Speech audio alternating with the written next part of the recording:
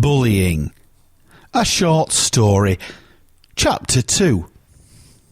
Let me pick up the story a year down the line. I am new into year 2 and have to face the dreaded Miss Johnson. It's the only way I can put it, as I'm a bit scared of her. Last year, my classroom was next to hers, and I would often hear her shouting at children in her class. Knowing that I was always in trouble, I knew that I would be at the end of some of her shouting fits. I decided I would try to be the best I could to see if I could win her over. It was a struggle. But as time in her class passed, I realised that I was not the one being shouted at. Indeed, I hardly ever got into trouble. Life was, so it seemed, rather on the up. Over my long time in school, after all 2 whole years have now passed, and I am now quite the expert pupil, I have realised that it's okay to share things with other children, and that when I want to get my own way, I have to convince whomever it is I am playing with that my way is the best way. And I have found out to my delight that most of the time the other children agree with my way of thinking.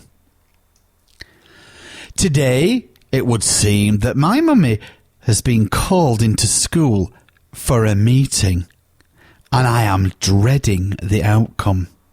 I heard her Skyping Daddy about it last night. She leaves me at home with Angela, the resident babysitter, although I am now not, of course, a baby, and she goes off to school for the meeting. I have to wait ever such a long time, and it's almost bedtime when she comes home.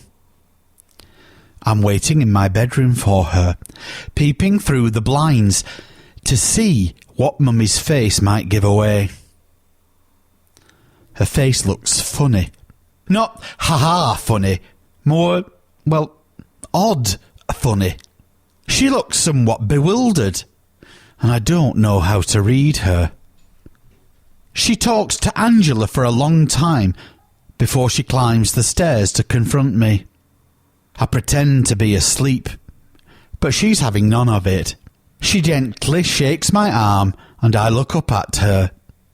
She bends over and kisses me on the forehead. I wasn't expecting that. And then she catches me really off guard. "Well done, Bunny Rabbit," she says, as a smile grows across her face. Now what have I done? She goes on to tell me that her meeting at school was with a special advisor who works with gifted and talented children in school, and that I had been placed on a list of such children. Not quite knowing what gifted and talented children were, I was somewhat bemused and not sure whether I liked the sound of this list. Mummy went on to explain that only special children make it onto this list, and that the school said I had worked so hard they thought I had shown outstanding qualities in the areas of maths and English. Well, this came as quite a shock to me. I know I said earlier that I was making an effort to work hard this year to keep in Miss Johnson's good books, but that didn't last too long. Once I realised I wasn't being shouted at, and to tell you the truth, I wasn't working hard at all. I found the work at school easy, and was always the first to finish. In fact, I often helped the other children on my table when they couldn't do the work. It helped them to keep them out of the firing line of Miss Johnson, and they were always grateful to me for the help. So Mummy was very pleased with me, and she said we were going to have a special treat this weekend. That was all right with me. I was always up for treats, no matter how they came about. She kissed me again and left me in bed. I pondered what she'd said for a long time, wondering what exactly had just happened. I must have eventually drifted off to sleep, because I dreamed of Miss Johnson shouting at all the other children in my class, except me. I was about to find out, though, what being on this gifted and talented list was all about. Miss Giddings took us out of class and we went to work in a small room with 5 other children. All of a sudden, the work that she was giving me to do was no longer easy. In fact, at first it was really, really hard. But having listened to what Miss Giddings had to say and following her instructions, I got the hang of it. She also gave us extra homework, extra hard homework. So I was right to be worried about being on this list. It meant that I had harder work to do and extra homework. I wasn't sure if this was fair at all. But Mummy told me it was to help me develop my writing and math skills. So that made it all right. I wasn't sure. But Mummy seemed pleased, so that was one thing that made me happy. I look back to those days with the beautiful and glorious Miss Carrie and realise that she wasn't that wonderful at all. Now, indeed, I think she rather misunderstood me. The more difficult Miss Johnson was turning him out to be my favourite teacher in the school, and I don't change my loyalties easily. I would regularly be sent to the head's office with some work I had done to show her, and she was always really pleased. And she regularly gave me stickers, which I took home and kept in a secret book under my bed. I would proudly stick them in and attach some small note of why this particular award had been received. Today's note, for instance, read, "This sticker was awarded today for outstanding puzzle solving and mathematical understanding, open brackets, well done to me, close brackets." So, life was going well. Even life at home was changing for the better. Daddy had changed his job. He was with the same firm, but he was working closer to home, and I was able to see much more of him. Could life get any better? I thought not.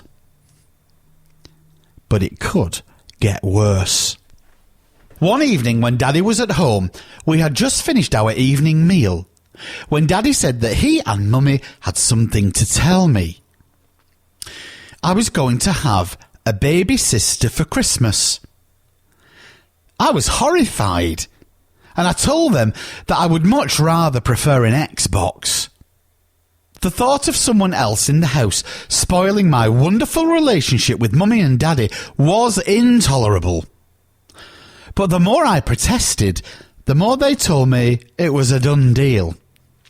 So, after thinking about this for a while, I told them I would rather have a brother, and that they should get one of my age so that I could take him to school and show him off to all my friends. This all of a sudden became rather an exciting prospect. I would be able to help him with the maths and show him how to swing on the ropes behind the back of our house. Mummy and Daddy just laughed and told me it didn't quite work that way. It would be a baby sister, and that she would be tiny when she came home. Yuck. The idea of a baby in the house was horrible. I didn't realise at the time how much of an impact on me this news about a baby sister had had. But it would seem that everything I did at school, any written work I did at all, was about the prospect of this new sister coming into the house. I even heard Miss Johnson telling Mummy she was worried about it. What was she worried about? She wasn't the one who was going to have to live with this little monster. I was. And I was worried too. Time passed on. I got to the end of the school year with some of the best marks in the class. And it has to be said that after 3 whole years in school, I was quite the expert about how the politics of the school ran. I was also growing up very quickly. I was easily the tallest in my class and one of the very strongest in Key Stage 1, something that I was very proud of. I just wish that I could run a bit faster. So, that's my story thus far. Another year under my belt with some of the best marks of my life. In fact, I wondered how I was going to better myself in the new school year. And of course, the prospect of a new baby sister for Christmas.